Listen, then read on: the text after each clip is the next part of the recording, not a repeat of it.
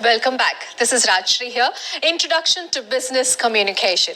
Communicating in organization. We have to understand business communicators must be concerned with a bigger picture and which involves sharing information in organizations by communicating both internally and externally. As I told you about the stakeholders, an organization is an environment where there are two existing people or connections. One is internal and one is external.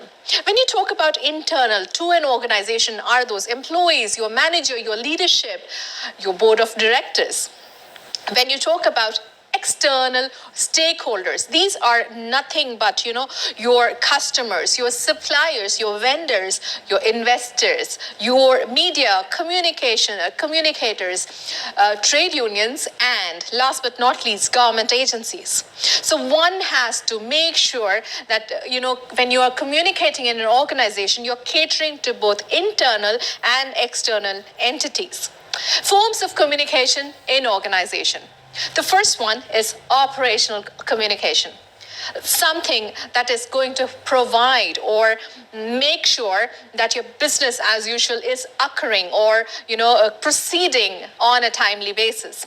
Non-operational communication is nothing but those personal emails that you go ahead and send each other. Now let's look into classification of operational communication. The first one is internal operational communication. One has to understand it is ideally for the employees. Ideally, it is for those managers, the board of directors, and the leadership. The communication is mostly, professional emails talking about values, talking about the goals of the organization. The next is external operational communication. These are nothing but the mails or the information that talks about the performance of the organization. Now let's look into classification of non-operational communication. As I said before, non-operational communication can be both internal and external. And the last one is nothing but personal communication.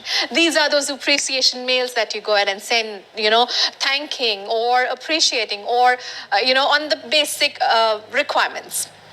Let's understand functions of internal communication. The first one is to issue and clarify procedures and policies.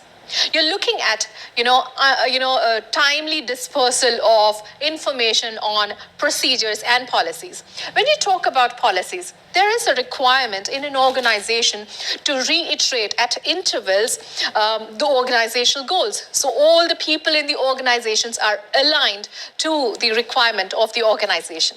The second one is inform management about progress. These are those, your performance improvement emails, your targets met or not met, emails that your managers send to the leadership. Nothing but your reporting emails. The third one is persuade employees or management. When you talk about this, you talk about change. When you're looking at change to bring about in an organization, these emails or these communications come into picture where you're persuading the employees to change. Next is to make changes or improvements. As I told you, any innovation that comes into picture with reference to technology, communication comes into picture. Coordinate activities and evaluate and reward employees. These are nothing but making sure the employees' well-being is taken care of. Once the well-being communication, is taken care of, you can see there is an improvement in the morale, in the trust, in the loyalty of the employees. Now let's look into functions of external communication. To answer queries about product or services. There would be requirement on SOPs. There would be requirement on the detailing of the products or the services that the organization is sending forward. Next is clarify supplier specification.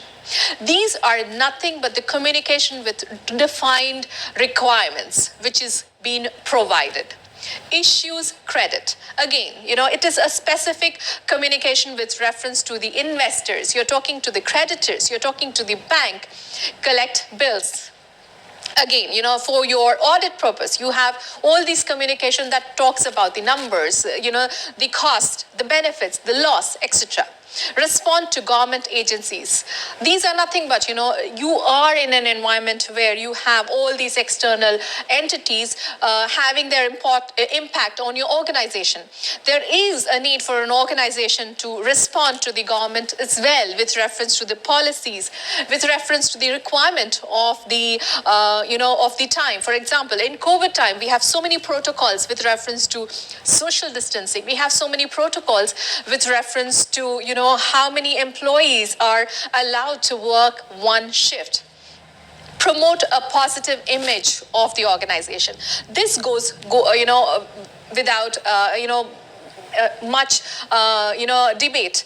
It's very important for an organization to project itself with its values, with its message, what it does to the, to the environment, to the society on a bigger platform. Now let's understand importance of personal communication. These, as I said earlier, are nothing but these emails that you send to appreciate your team member. They build confidence. They build confidence to communicate with senior managers. One of those emails are going to improve the morale, and it is going to open the door for an open communication. The next is giving mental satisfaction. As you all know, Maslow's law, the basic need is nothing but, you have to be satisfied at your work to have a better work-life balance. Third one, contributes to conflict resolution. Communication plays a bigger role in the process of conflict resolution. Now, let me ask you, conflict is only, a process or a situation that exists when the expectation does not meet what is delivered. So there is a bigger platform or a bigger role for communication to make sure the conflict has been taken care of. Next is nothing but promotes the sense of belongingness. As we all know, employee turnover, the organizations which have very good loyalty numbers, very good trust of the employees in their management have very less employee turnovers. It's nothing but the feeling of belongingness that comes into the picture when the, the employee is involved in the organization.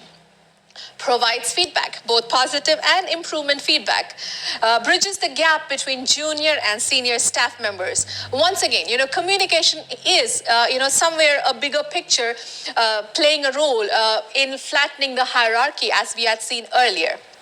Disadvantages of personal communication. One has to understand personal communication comes into the purview of, of a very generalized communication. So you have to understand